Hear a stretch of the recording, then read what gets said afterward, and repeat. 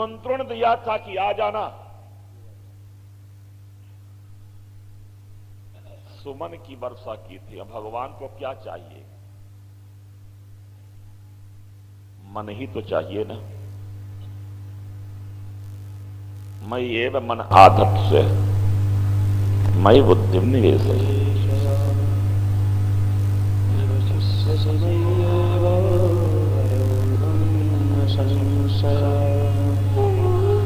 श्री राम जय जय राम, श्री राम जय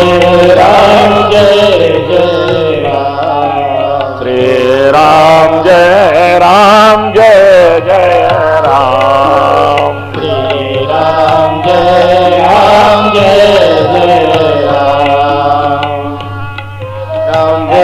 राम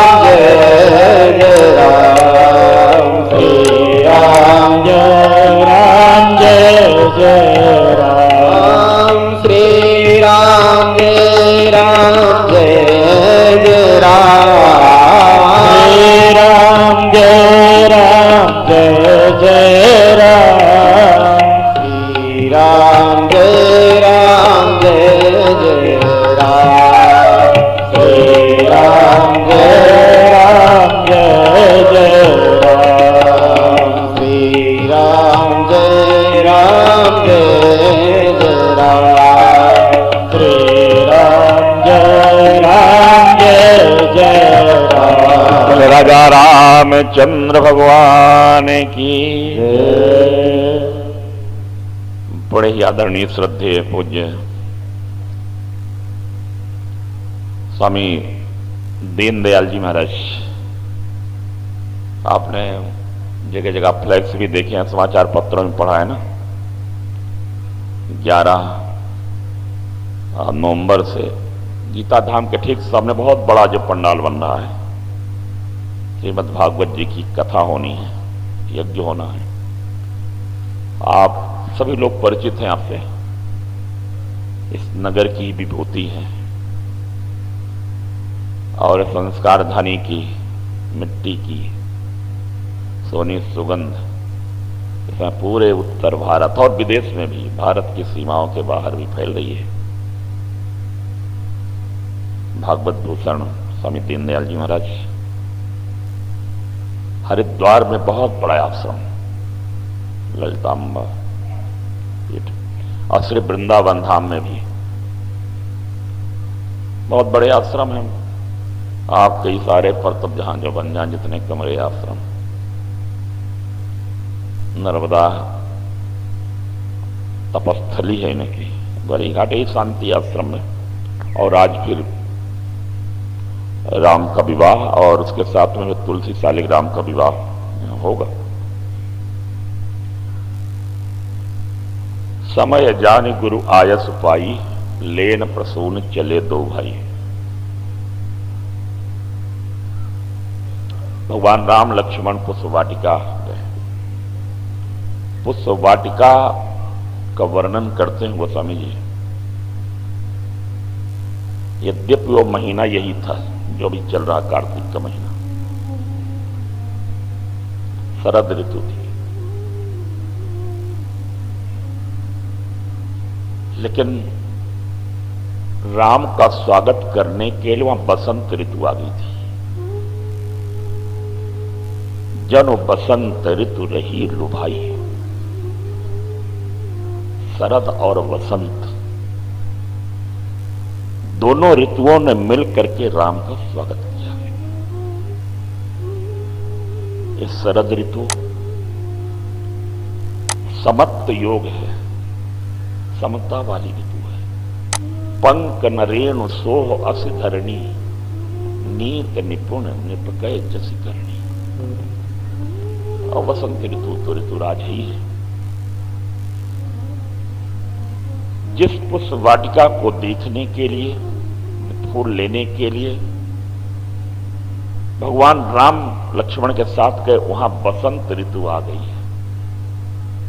और गोस्वामी जी ने ऋतुराज नहीं कहा, वहां स्त्री बना दिया उसका। ऋतु बसंत को ऋतु कह के ऋतुराज बना, जहां बसंत ऋतु रही रुहाई।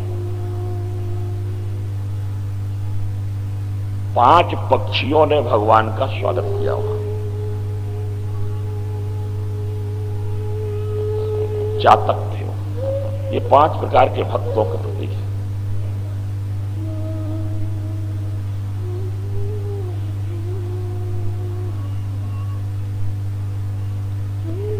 चातक पपिया देख करके बोला,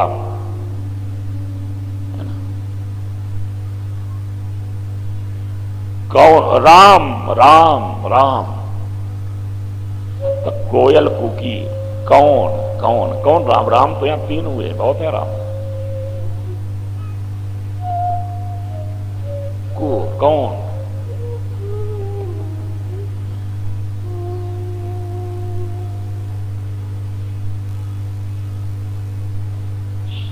नहीं, शुक ने कहा राम, कोयल ने कहा कौन? पपिया। चातक ने कहा प्यू प्यू। हाँ, यहां से प्यू। चातक प्रिय आ गया, प्यारा आ गया, प्यारा आ गया। कौन प्यारा? कोयल ने कहा कौन? तोता बोला राम राम राम।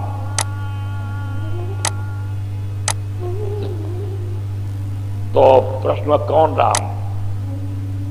तो पपिया बोला, चातक बोला चंद्र चंद्र। चातक कोकिल कीर चकोरा।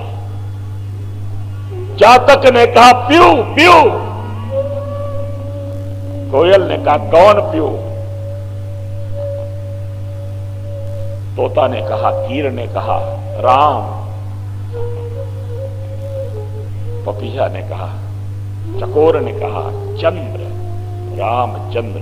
और इतना सुनते ही मोर नाचने लगा। गोस्वामी जी लिखते हैं, चातक को कीर चकोरा, चातक को कीर चकोरा। विहंग न कर कल घोरा, विहंग न कर कल घोरा। चातक कोकिल कीर चकोरा, चातक कोकिल कीर चकोरा। चातक कोकिल कीर चकोरा, चातक कोकिल कीर चकोरा। पूजत विवादन चटकल मोरा, पूजत विवादन चटकल मोरा। ये 5 प्रकार के भक्त हैं। कोई विरही भक्त है, नाम जापक भक्त है ना, रूप के उपासक भक्त है। उन सब की चर्चा नहीं करेंगे। भगवान राम जाके देखते हैं, बहुत सुंदर बाग है। माली गणों से पूछ करके, चारों तरफ देख करके पुष्प चयन करते हैं। वहां वो पूजन के लिए फूल लेते हैं। ठीक उसी समय जनक नंदिनी सीता भी गौरी पूजन के लिए उस पुष्प वाटिका में आती हैं और एक सरोवर में जाकर के स्नान किया। बड़ी प्रसन्नता से गौरी के मंदिर में जाके पूजन करती हैं। एक सखी, सीता जी की एक सहेली, जो पूजन में सम्मिलित नहीं हुई थी, एक सखी सी संग बिहाई, गई रही देखन फुलवाई, उस वाटिका घूमने गई थी। उसने भगवान को देखा है। पूजा करने वाले को भगवान पहले नहीं मिले।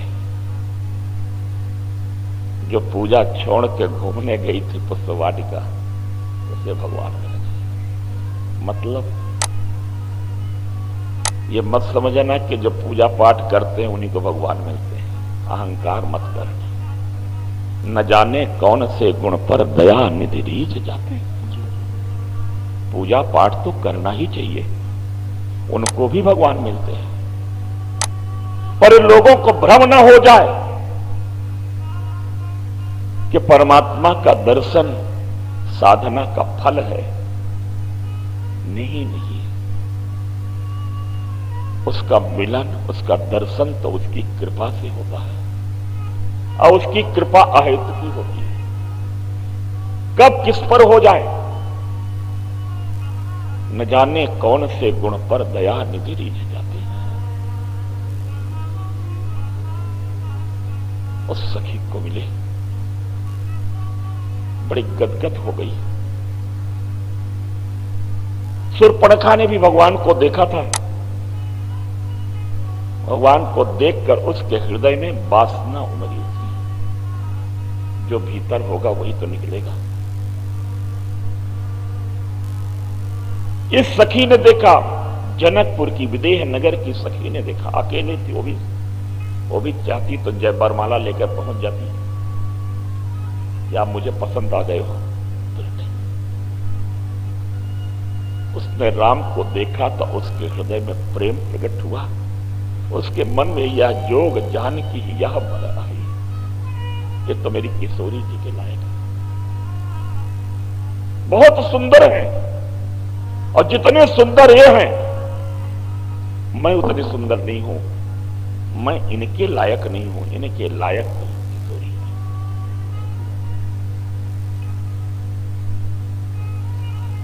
वो आ जाती है, पर दशा बदली हुई है। भगवान को मिल के लौटे। अब कोई को कहना पड़े कि हमने भगवान को मिले हैं, तो उसमें सच्चाई कम दिखती है।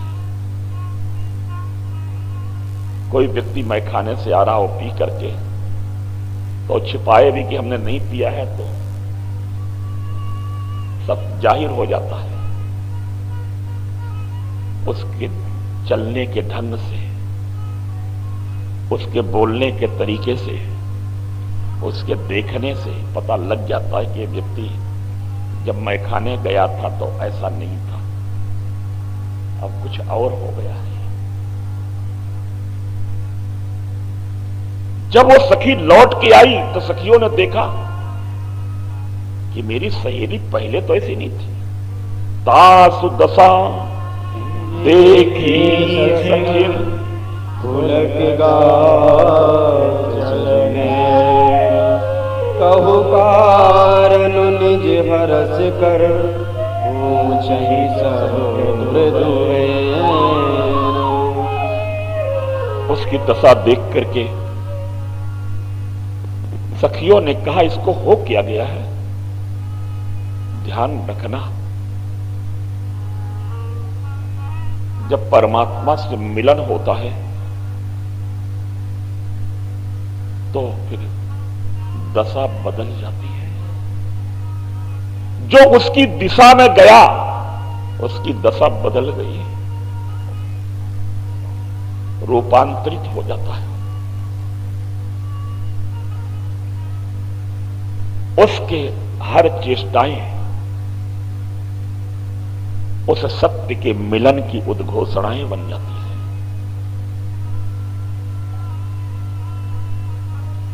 सखी को कहना नहीं पड़ा कि मैं मिल के आई हूं। सखियां पूछती हैं, तुझे क्या हो गया है? रोमांच है, आंखों में अश्रु है, शरीर पुलकित है, गिरा गदगद है, क्या हुआ? बड़े मुश्किल से बता पाई कि दो राजकुमार बाग देखने आए हैं, और मैं उनको देख के आई हूं। वे बाघ देखने आए तो मैं उन्हें देख रही, और उनको देखते ही मेरी दशा हो गई है।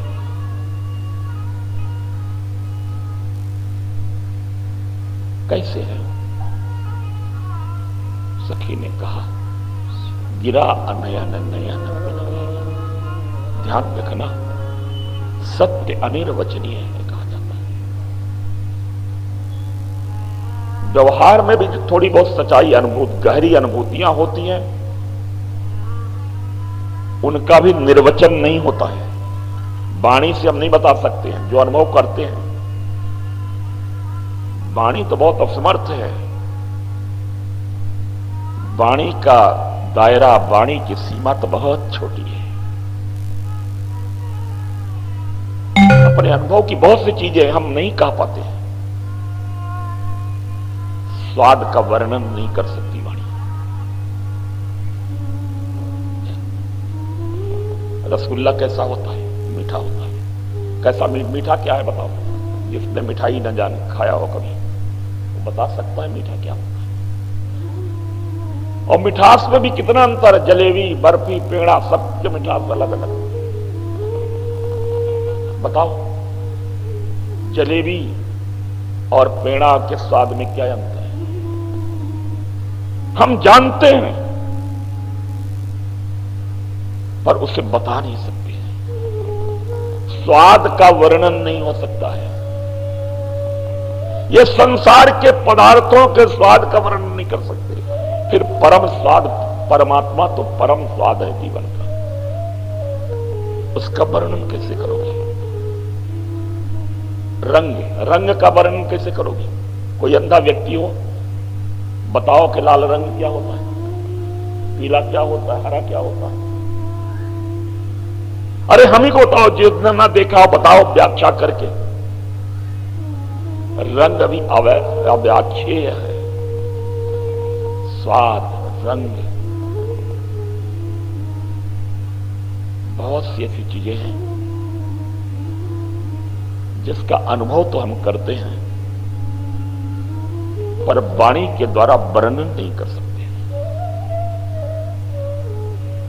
परमात्मा का वर्णन कैसे होगा? संभव नहीं। संवेदना, दर्द, कोई कहता सिर में दर्द हो रहा है। दर्द क्या होता बताओ? वो तो चूंकि हमको भी दर्द हुआ है, जब कहता दर्द हो रहा था हम समझते ऐसे हो रहा होगा। पर जिसने कभी दर्द का अनुभव न किया हो, क्या उसे आप समझा सकेंगे कि दर्द क्या होता है?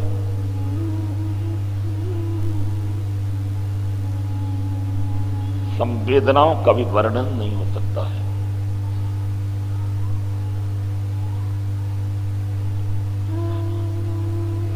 कोई भी गहरी अनुभूति का वर्णन वाणी के द्वारा संभव नहीं है।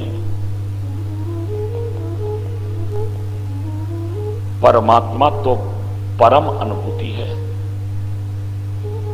वो सखी ठीक कहती है, श्याम गौर के भी कहां वखानी, गिरा अनयन नयन बिनु। बस देख सकती हूं, दिखा सकती हूं, बता नहीं सकती। सदगुरु भी यही करता है। शिष्य से वर्णन एक सीमा तक करेगा, फिर कहेगा इसके आगे अनुभव कर सकते हो, तुम्हें अनुभव करा सकता हूं पर बता नहीं सकता। समाधि में अनुभव होता है उसका, भाव की दशा में साक्षात्कार होता है पर उसका वर्णन नहीं होता है। और ऐसे ढंग से वो वर्णन करती है कि सब सखियों में उत्सुकता जागृत हुई। जनक नंदिनी में भी बड़ी उत्कंठा हुई। तास वचन अतिशय ही सुहाने, दरस लागी लोचन अकुलाने, चली अग्र करी प्रिय सखी सोई, प्रीति पुरातन लगे होई। दर्शन के लिए जाती हैं, थोड़े थोड़े क्षणों के लिए विराम करते हैं, तो आप प्रतीक्षा करने दो, उनको मिलने दो, दर्शन के लिए जाएंगे। और बीच में आदरणीय श्रद्धेय महाराज के आशीर्वाद ले लो, फिर आगे की चर्चा विवाह तक की आज करेंगे। राम जी महाराज की जय। और सौभाग्य है हमारे बीच में बाबा विश्वनाथ पुरी जी, जहां जानते हैं आप सुपाताल बजरंग मठ सुपाताल, जहां 45 वर्षों से रामचरितमानस का अखंड पाठ चल रहा है। पूज्य नागाजी महाराज दादा भगवान के द्वारा चलाया हुआ, बड़े चला रहे हैं, बड़े अच्छे संत हैं हमारे विश्वनाथ जी। उनका आशीर्वचन आपको आप फिर बाद मिल रहा है, दर्शन कर रहे हैं। समय चूंकि कम है, इसलिए विवाह तक बहुत जल्दी से हम करवा देते हैं कुछ बातों करके। नारायण। चलिए अग्र करे प्रेयस सखी सोई, चलिए अग्र करे प्रेयस सखी सोई, प्रीत पुरातन लगाए न कोई, प्रीत पुरातन लगाए न कोई, प्रीत पुरातन लगाए न कोई, प्रीत पुरातन लगाए न कोई। वह सखी जो भगवत दर्शन करके, श्री राम लक्ष्मण का दर्शन करके जनक किशोरी के पास आई थी, जो आनंद उसको मिला था, उस आनंद की कुछ बूंदें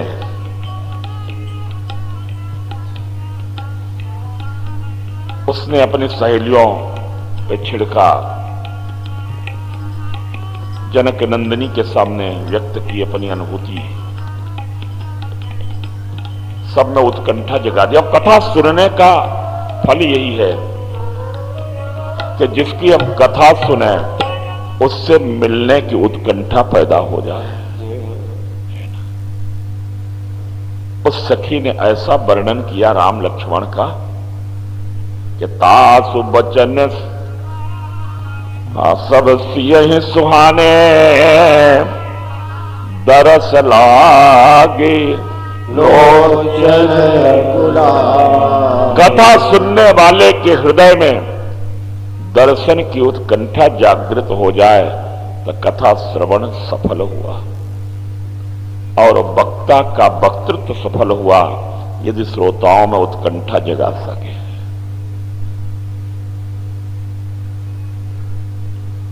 उसी को संकेत किया, तुम चलो कहां आए हुए।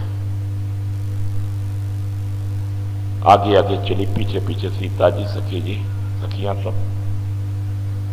जहां वो देख के आई थी वहां गई तो वहां नहीं है वो। ध्यान रखना, ये कोई जरूरी नहीं है कि एक व्यक्ति को जैसी आध्यात्मिक अनुभूति हुई है दूसरे को भी वैसी ही हो। सबकी अपनी एक निजता है, सबकी अपनी एक पात्रता है, उसी के अनुसार अनुभव होता है। भोजन ही है, एक ही भोजन, 4 लोग खाएं तो जरूरी नहीं कि सबको एक जैसा ही स्वाद मिले। एक अपनी विशेषता होती है। इसलिए उस सखी ने जहां दर्शन किया था वहीं लेके गई, परवाह वो नहीं है। तो चचित बत चकित चहूं दिस सीता, उसने कहा यही तो थे, तो कहां चले गए। चितबत चकित चहू दिश सीता, कहां गए नृप किशोर मन चिंता। चले गए क्या? कहा जाएंगे कहां वो? खोजो, कहीं तो होंगे। खोज शुरू हुई तो लता के ओट में दिखाई दिए हुए। सखी ने कहा वो देखो लता के ओट में है। लता ओट तब सखी ने लखाए, श्यामल गौर किशोर। और इधर भी क्या होता, उधर से सीता जी आ रही थी, इधर भगवान राम ने उनके पांव में बंधे जो नूपुर थे, कटी में करधनी, हाथ में कंगन, इनकी आवाज सुनाई पड़ी है।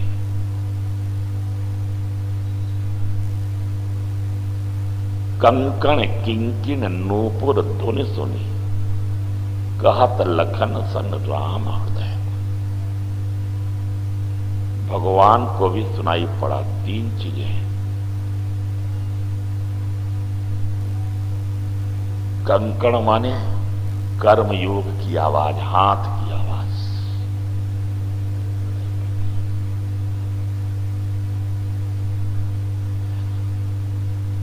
कर्म देखता है परमात्मा। नूपुर माने गति, पांव के चलने, माने व्यक्ति की गति किधर है, कैसी है।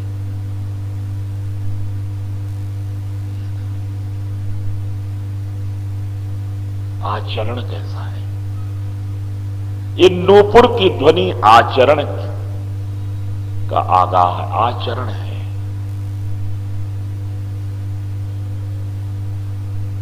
कर्म है उसका आचरण है।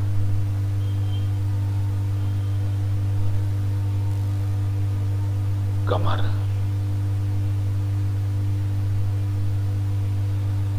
समता, मध्य भाग, सेतु,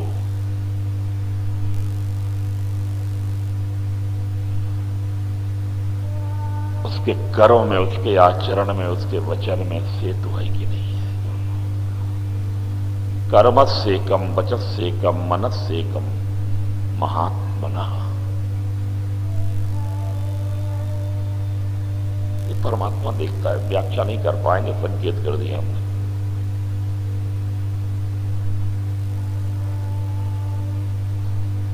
और भगवान ने फिर कहना शुरू किया, लक्ष्मण, ये जनक नंदनी सीता आया है। लक्ष्मण चौंक गए कि इनका मिलना कब हुआ था, कैसे पहचान गए।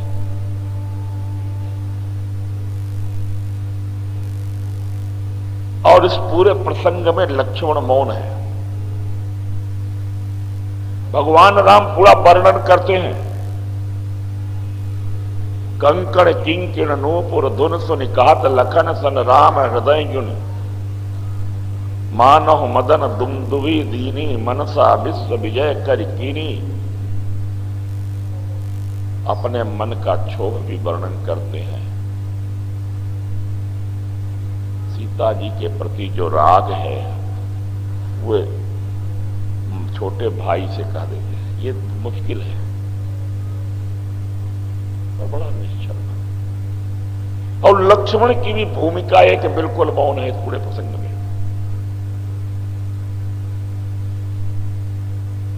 जब उन्होंने देखा श्री राम के हृदय में सीता के प्रति राग है,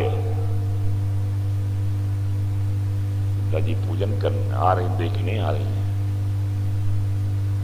कल इनका स्वयंवर है।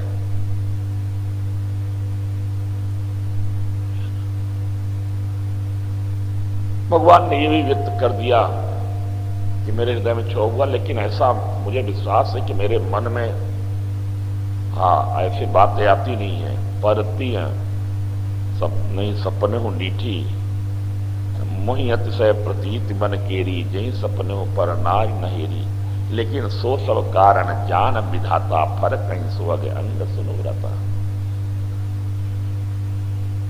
लक्ष्मण मौन है, ये भी जल्दी से जाओ। और लक्ष्मण जी ही भगवान को लताओं की ओट में ले गए। और जानते हैं लक्ष्मण जी ने वहां राम का श्रृंगार किया है।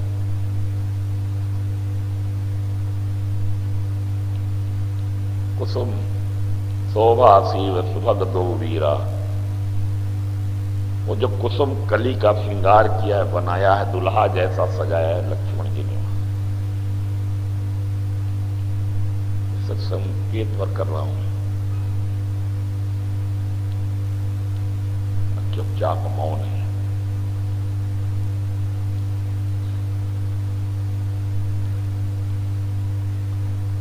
संत कहते हैं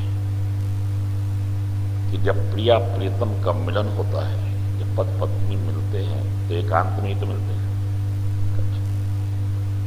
वहां सिर्फ उनकी सैया साक्षी होती है। और सैया कुछ भी बोले वो बोलती नहीं है। लक्ष्मण भी शेष सैया है ना। उन्होंने देखा था कि ये तो प्रिया प्रीतम है, यहां आ गए हैं, बात कर रहे हैं, तो हम भी अब सैया ही बन जाए। अब फिर बिल्कुल निर्जीव श्वास रोक लिया, कुछ बोले ही नहीं। भगवान को सजा दिया, लेकिन बीच में डिस्टर्ब नहीं किया। प्रभु अपने मन के गीत गा ले, उनको पता ही न चले कि कोई सुन रहा है, हो करके भी लक्ष्मण अनुपस्थित हो गए। प्रिया प्रियतम के बीच में तीसरे की उपस्थिति रसानुभूति में बाधक हो जाती है। लक्ष्मण हैं, लेकिन हो करके भी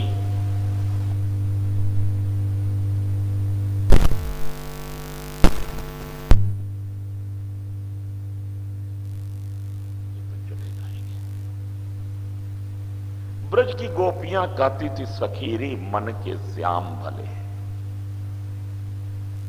ये भीतर वाले श्याम अच्छे हैं, बाहर वालों का तो कोई ठिकाना नहीं, कब आए कब जाएं कहां चले जाएं। मन में बैठा लो अच्छा, जब चाहो तब उनको देख लो। बस वही काम जनक नंदिनी ने किया। लोचन मग राम ही उर आनी, नेत्र के मार्गों से राम को भीतर ले गए, पर जिस मार्ग से आए हैं वहीं से चले न जाए, इसलिए दरवाजा लगा दिया। दीने पलक कपाट सयानी, बस अंदर ही देख रहे हैं, बाहर वाले अपने बस में नहीं है। अभी है कि चले जाएंगे। भीतर के श्याम ठीक है, राम ठीक है, अब बस अंदर देखते रहो। जितना चाहो उतना देखो, जैसे चाहो वैसे देखो, जब चाहो तब देखो।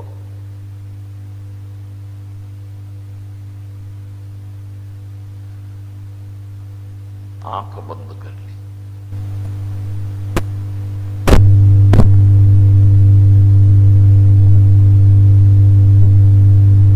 भगवान राम लक्ष्मण के साथ बाहर निकल आए लता ओट से। देख करके सखी ने कहा, बहुर गौर कर ध्यान करे होप किशोर देख किन्हीं। वो सखी समझी शायद गौरी का ध्यान कर रही हूं, पूजन करके आई है, या व्यक्त किया समझ लो। अरे देख लो, पहले इनको देख लो, फिर सीता जो गौरी को देखते रहना, क्योंकि आपकी गौरी आपके पाटिके में रहेंगी, कहीं नहीं जाएंगे। अरे अभी तो अतिथि हैं, आए और चले जाए तो सब कुछ सी तब नयन उघारे, सन्मुख दो रघु सिंह।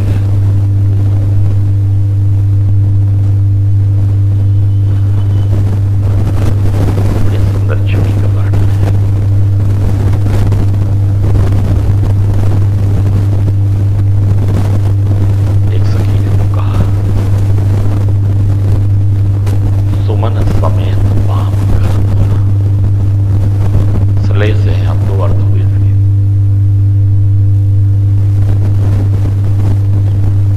भगवान राम के बाएं हाथ में दोना है, उसमें फूल है।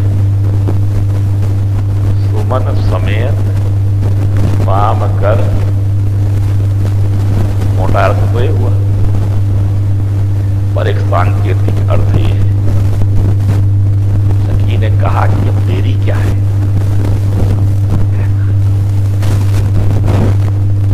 चार आंखें मिल गई हैं, दोनों के दिल मिल गए हैं। जब दिल मिल गए तो हाथ भी मिला दो ना इन्हें।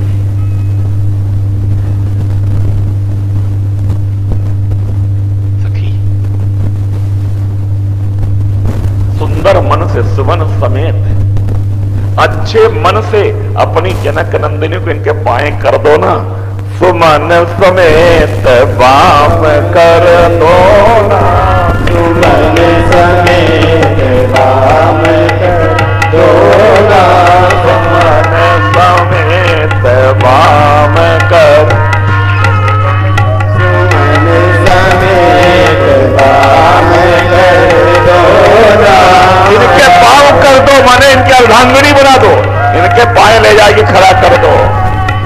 सुमन समेत वाम कर दो ना, सुमन समेत वाम कर दो ना। सांबर कुमार सखी सुधि लोना,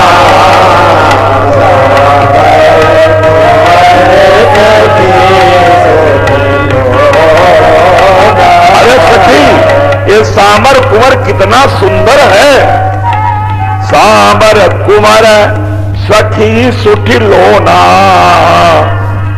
अले लोना, इसको चुन लो ना, पकड़ लो ना, है ना। और उसको लाओ हमारे किशोरी जी के बगल में खड़ा कर दो। सांबर कुमार सखी सुठी लोना, सुमन समेत बाम कर दो। पर एक सखी ने कहा ऐसे कैसे होगा? अरे भगवान से प्रार्थना करो कि ये शास्त्रीय विधि से हो जाए, है ना। हम लोग किया और इनके पिता नहीं माने तो बोले चलो फिर गौरी जी का पूजन करते हैं। तो वो सब लौट के आए फिर और जाके गौरी जी का पूजन करने लगी है ना। जय जय जय गिरे राज किशोरी, जय महेश मुख चंद्र, जय जय गिरिवर राज किशोरी, जय महेश मुख चंद्र चकोरी, जय गज बदन नारायण माता, जय जननी दामिनी दुखदाता, नहीं तरयारी माते अवसाना, अमित प्रभाव देव नलिया, भव विभाव माया भवतारा,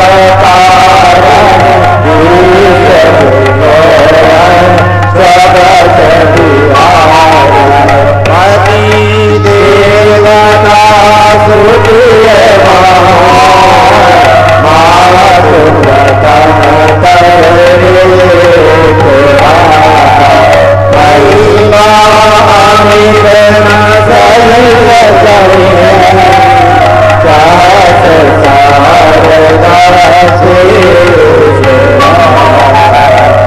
मर्यादा का पालन करते हुए सीता जी ने जनक नंदिनी ने पूजा की, चरणों में प्रणाम करती हैं। हे मां, तुम सबके पुर में निवास करती हो, सबके हृदय की जानती हो, मेरे भी हृदय की जानती हो, इसलिए कीन्हु प्रगट न कारण ते ही, अस कही चरण कही वय देही। मेरे मन की पूरी करो मां, और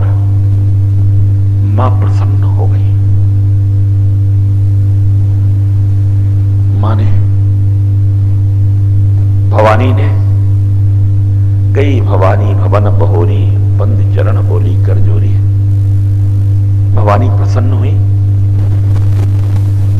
खसी माल मूरत मुस्कानी, जैसे जनक नंदिनी ने प्रणाम किया, भगवती पार्वती ने सादर सिर प्रसाद उर धर्यु।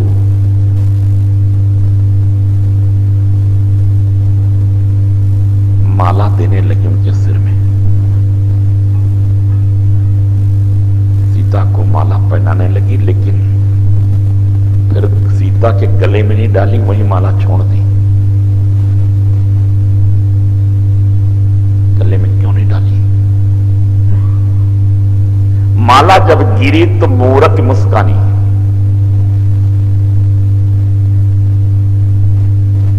ये कौन सी मूर्ति है मालूम है? सीता जी के हृदय में जो मूर्ति है, चली राज उर श्यामल मूर्ति, लोचन मगरा में उर आनी, दीने पलक कपाट सयानी।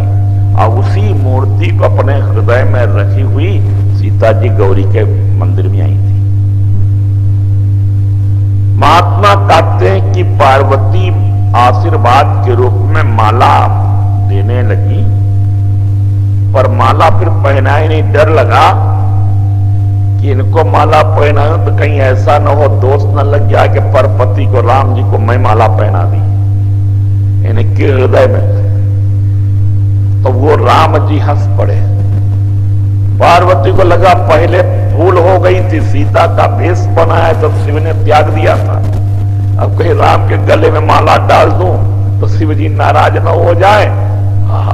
यही भाव को समझ करके वो राम जी जो मूर्ति थी सीता के हृदय में मुस्कुराई। खसी माल मूर्ति,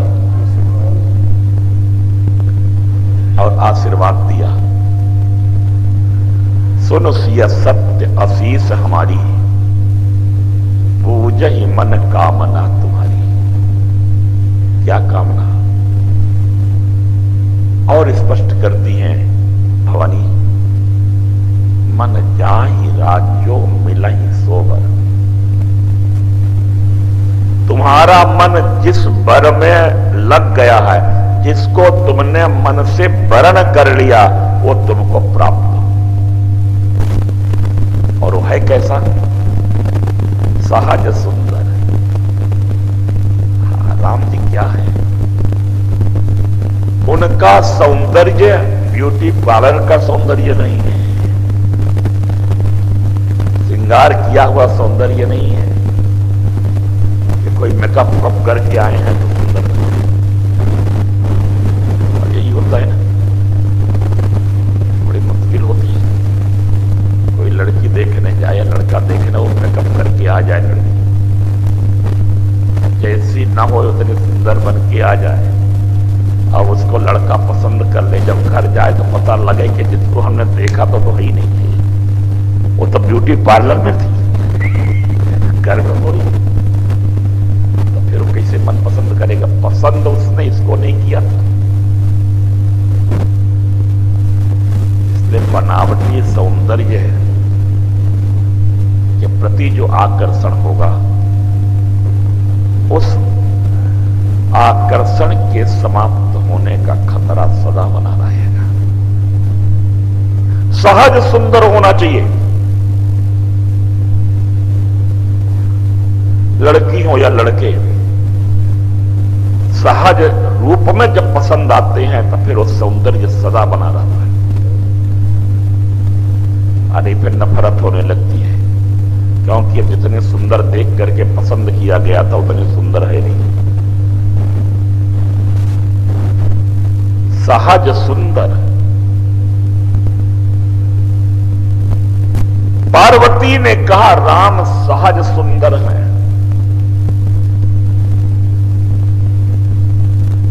सामरो, गोरा नहीं है, सामरा है। ये श्यामल जो है ना, गोरे के सौंदर्य में छिछलापन होता है, श्याम सौंदर्य में गहराई होती है। और स्पष्ट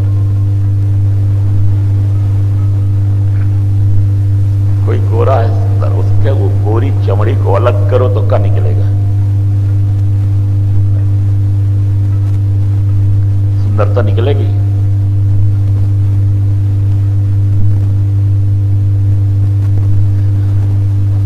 नहीं आएगी। राम का सौंदर्य इतना है कि वो चिदानंदमय है, गहराई है उसके। ऐसा नहीं कि काले के पीछे कुछ, श्याम के पीछे और कुछ छिपा होगा।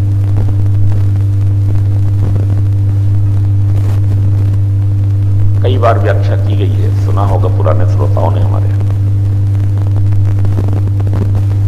श्याम कोई रंग नहीं होता है, नीला कोई रंग नहीं है। शर्मा जी जा रहे हैं। ये नीला कोई रंग नहीं। जल का रंग क्या होता है? शुद्ध जल का कोई रंग नहीं है, पर जल गहरा भरा हो तो नीला दिखाई देता है। शुद्ध जल, आकाश का कोई रंग नहीं है, पर वो नीला दिखता है व्यापकता के कारण। ऐसे राम और कृष्ण का कोई रंग नहीं है,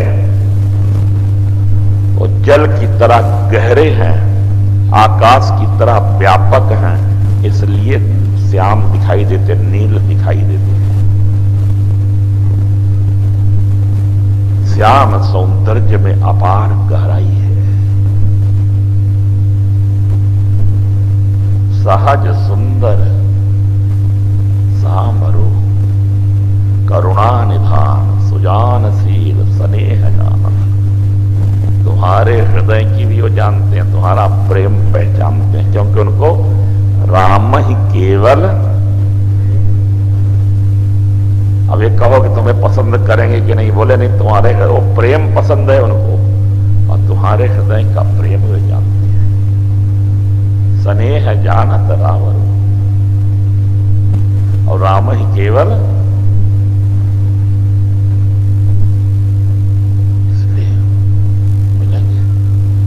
बड़ी प्रसन्न होती है, बार बार पूजा करके आशीर्वाद लेकर के सीता जी घर गई।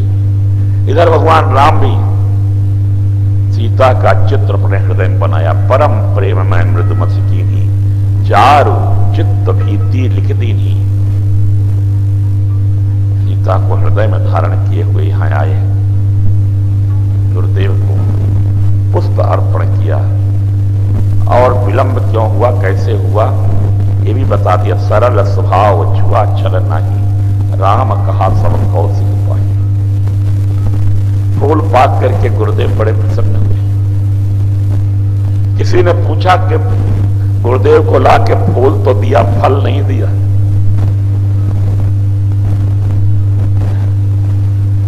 या गुरुदेव ही राम से पूछते कि फूल तो ले आए, फल कहां है?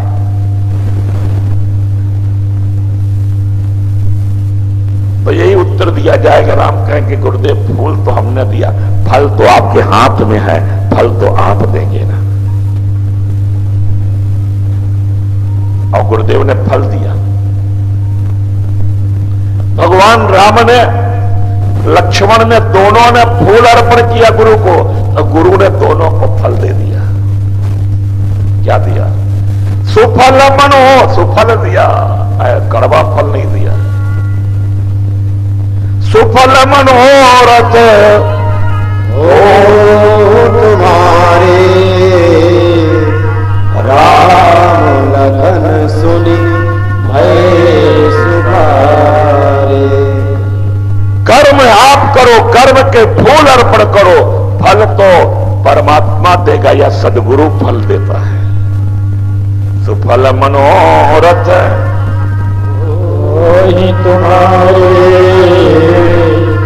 राम लखन सुन भय सुधारे। और दूसरे दिनों समय आ गया जब महाराज जनक के पुरोहित सतानंद जी आए। विश्वामित्र से कहा महाराज धनुष यज्ञ का समय हो गया, पधारे महाराज, याद किया है। विश्वामित्र ने राम जी से कहा राम चलो इस काहू दे बढ़ाई, आज पता परमात्मा किसको जस देता है, चलो देखा जाएगा। लक्ष्मण ने कहा गुरुदेव किसको देगा? तो कल आपने तो कल ही दे दिया है ना। वो तो जिसको आप ये है ना, जिस पर आपकी कृपा होगी वही फल का भाजन बनेगा। गुरुदेव चल करके सब आए। इधर सतानंद जी विश्वामित्र, राम और लक्ष्मण को लिवा ला रहे हैं। उधर नगर में खबर फैल गई कि रंगभूमि आए दो भाई, असुरी सब पुरवासिन पाए। दोनों भाई रंगभूमि में आ गए। और ध्यान रखना है, दोनों भाई माने राम लक्ष्मण नहीं।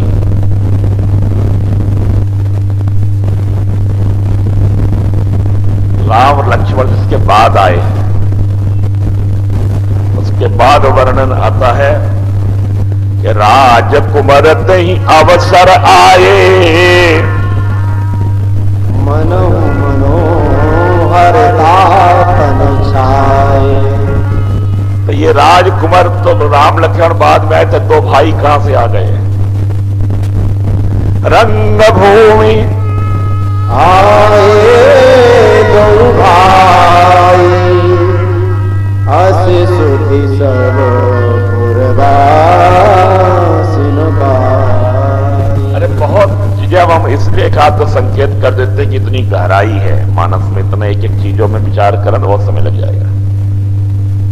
ये दो भाई माने जनक और उनके छोटे भाई के है ना, कुशध्वज, कुशकेतु।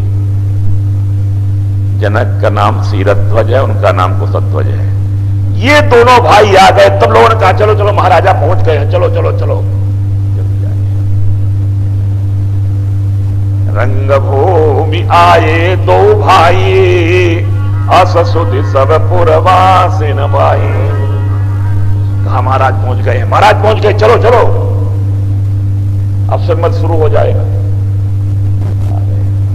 महाराज ने आज सब व्यवस्था देखी, सबको जहां तहां जो आगंतुक थे बैठा रहे थे।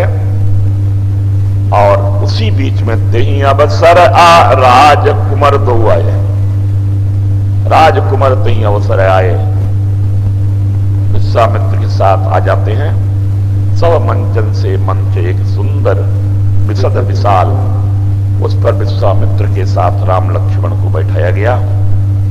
राम जी को देखते ही तरह तरह की चर्चाएं लोगों में हुई। अपनी अपनी भावनाओं के अनुसार राम का दर्शन किया। वहां भक्त भी थे जो समर्पण करने के बजाय, कुछ लोग निंदा भी कर रहे थे। कुछ लोग जो सीता के विवाह करने की इच्छा से आए थे, पर उसमें से समझ गए कि नहीं नहीं, ये तो जगत पिता रघुपति ही जारी हरि लोचन,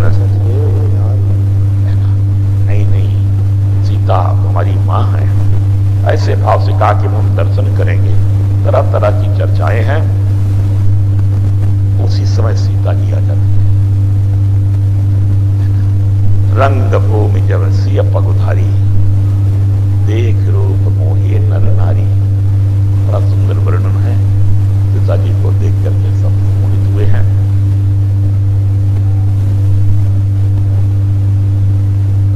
सारी व्यवस्था होने के बाद महाराज जनक के इशारे पर बंदीगण आगे आए और बंदीजनों ने सब राजाओं को संबोधित करते हुए कहा कि आप सब सुनो। बोले बंदी वचन पर सुनो सकल महिपाल, पन विदेह कर कहाई हमें भुजा उठाए विताल। नृप भुज बल विदो शिव। राजाओं ने कहा, राजाओं ध्यान दो, सुनो। सभी राजाओं की भुजाएं चंद्रमा है, चंद्रमा की तरह। लोग खुश हो गए, बड़ी अच्छी प्रकाश प्रकाश आ रहा कि नहीं?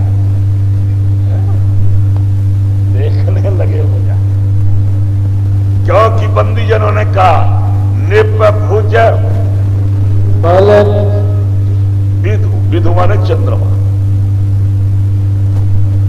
पर काय और सुन लो, ये शिव धनुष राहु है। राहु चंद्रमा को ग्रस लेता है। बंदी जिन्होंने चेतावनी दे दी, आज राजाओं की भुजा में कलंक लगने वाला है।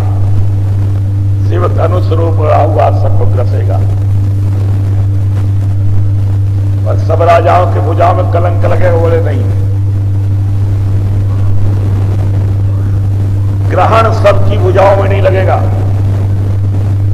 आप जानते हैं कि पूर्णिमा के चंद्रमा को राहु ग्रसता है, द्वितीया के चंद्रमा को नहीं। जिन लोगों को अपनी भुजा के बल में पूर्ण है, ऐसा विश्वास है, आज उनकी भुजा के बल रूपी चंद्रमा में ग्रहण लगने वाला है ये राहु।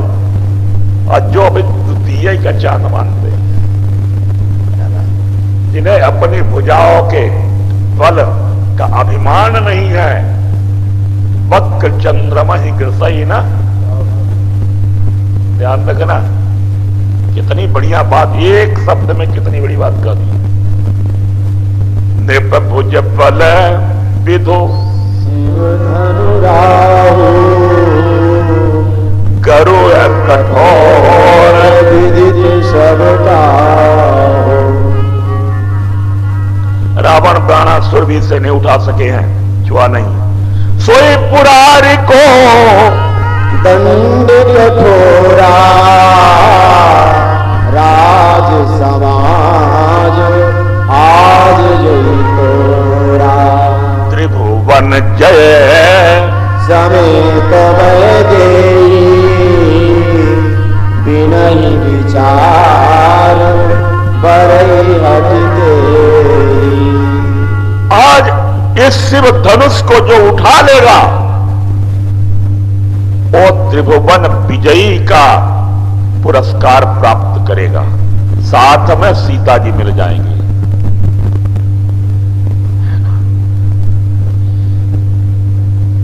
अरे तब तो राजा हो लग गई, लगा के नंबर हमारा दौड़ पड़े, कहीं ऐसा न हो कि कोई उठा ले हम पीछे ही रह जाए, तनुआ ले जाए।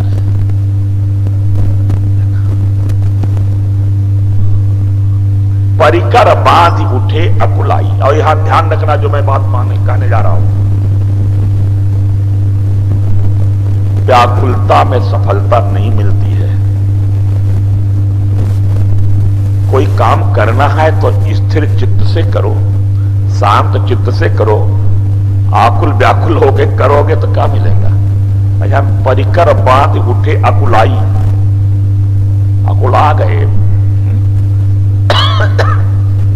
और चले इष्ट देवन से अपने अपने इष्ट देव को प्रणाम करके चले धनुष तोड़ते। एक महात्मा कहते हैं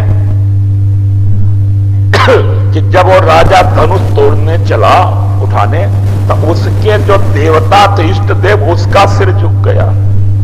इष्ट देवन सिर नाई का याद है ना, आज नामूजी कराएगा, बेइज्जती कराएगा हमारी भी कि इसका चेला वो धनुष नहीं उठा सका, क्यों जा रहा है ना? नहीं जाना चाहिए। चले इष्ट, वो तो चले और इष्ट देवन झुक गया।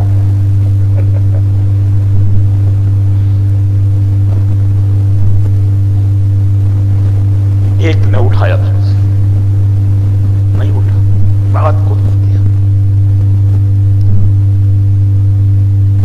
तो देखा क्या हुआ, तमक ऐसे ही वर्णन करते बोले तमक, तमक क्यों उठाया, नहीं उठा तो तार देखने लगे क्या हो गया। इसके नीचे करीब नट बोल्ट तो नहीं लगा है, कहाँ होगा। तमक देखा है तो कुछ नहीं, तो कहा धर दिया।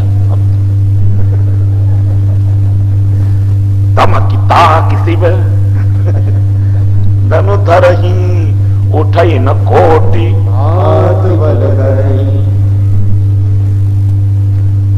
तो अपने इष्ट देव का ये गणेश जी अब हमसे नहीं उठा तो कोई बात नहीं है, पर अब इतनी कृपा करना कि अब किसी से न उठाइए। इतना विरोधाभासी। अब आप कल्पना करो कि मान लो गणेश जी के 100 भक्त बैठे हैं वहां 100 राजा, तो जब वो एक राजा चला तोड़ने गणेश जी से कहा, हे गणेश जी भगवान सहायता करो, हमसे धनुष से टूट जाए। और 99 कहने लगे, हे गणेश जी महाराज कृपा करना, इससे धनुष नहीं उठना चाहिए। अब गणेश जी एक की बात माने कि 99 की माने? इतना विरोधाभास, अब किसकी किसकी माने? तो सब आप सबकी प्रार्थना इसलिए व्यर्थ गई कि ये अपने जिस देवता से प्रार्थना कर रहे थे कि काम हो जाए, उनके विरोधी वह उसी देवता से प्रार्थना कर रहे थे काम नहीं होना चाहिए इसका। तब बहुमत का जमाना, अब तो बहुमत की सुनेंगे ना, भगवान भी क्या करें, जो लोग पता करेंगे। इसलिए किसी से धनुष नहीं उठा। जब नहीं उठा तो सब राजाओं ने मिलकर के संयुक्त मोर्चा बना लिया, चलो अकेले नहीं टूट उठा तो सब मिलके उठो। 10,000 राजा बोले कि फिर तो विवाह किसके साथ होगा, लड़की तो एक ही है। बोले निर्णय बाद में करेंगे, पहले धनुष तोड़ो, टूट जाए तो फिर एक दूसरे का सिर फोड़ो।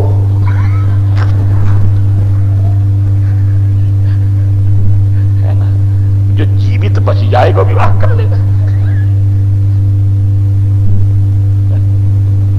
अरे 10,000 में अंक तो एक ही है ना, बाकी तो शून्य है। तो सब समझते थे अंक हम ही है, बाकी तो सब शून्य है ना। सब मिलके कर लो काम। अब 10,000 राजा लग गए, बड़ा धक्का मुक्का हुआ। स्वाभाविक है, तो 2-4 राजा नीचे गिर गए। तो जो नीचे गिर गया उसमें से चिल्लाया, टूट गया टूट गया टूट गया। तो बड़े खुश हुए, चलो अकेले नहीं टूटा, चलो हमने मिलकर तोड़ तो दिया। तब जब बड़े गौर से देखा तो धनुष तो टूटा नहीं था। तो क्यों मैं कहां टूट गया, कहता टूट गया। तो कहा कि हम धनुष को थोड़ी कह रहे, हमारा पांव टूट गया। हम पांव की बात कर रहे।